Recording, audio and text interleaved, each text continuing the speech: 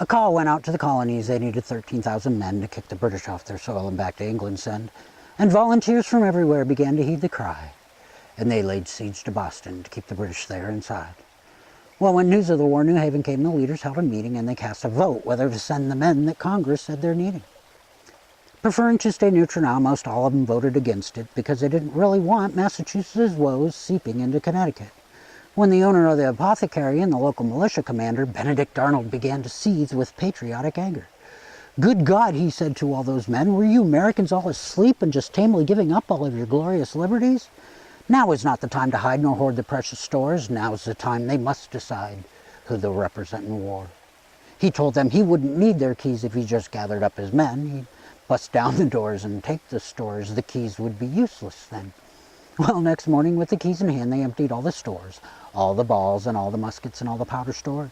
And Arnold's governor's foot guard, about 40 guys, filled with all this patriotic rage, marched out from New Haven town and out towards Cambridge. While they were on their way to Cambridge, they met a Colonel Parsons who was scouring the countryside for supplies of men and guns.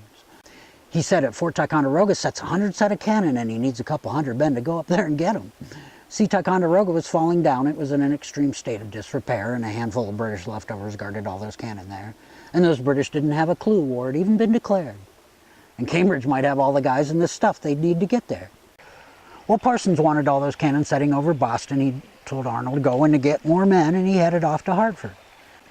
In Hartford, Parsons looked for men to drag off these new toys, and that's where he met Ethan Allen and his Green Mountain Boys.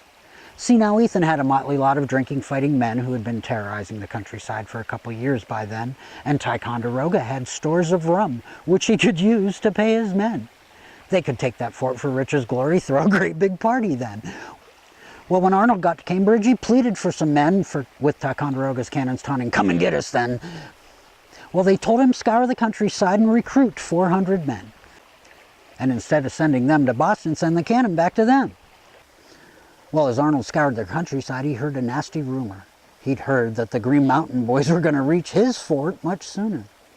So gathering his army, got delegated down the chain. He'd just take command of the Mountain Boys and take the fort with them. Well, as Arnold strolled into Ethan's camp, he was quite surprised. He was expecting to find sturdy fighting stock. Instead, he finds all these drunken guys. Well, this got Arnold's dander up, so orders started shouting. And Allen's men would get right with them once they got finished laughing.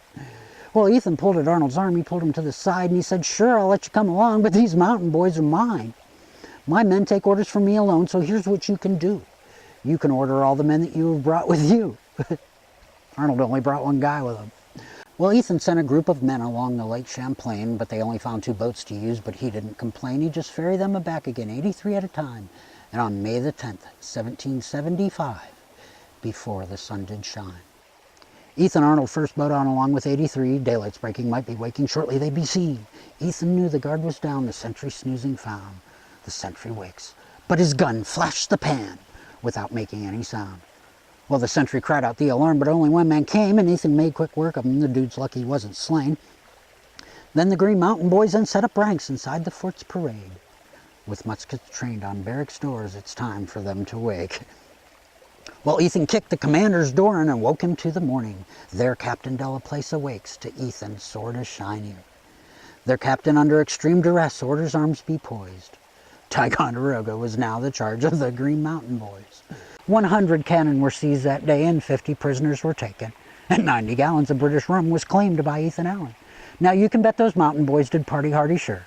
But the party'd only started in the Revolutionary War.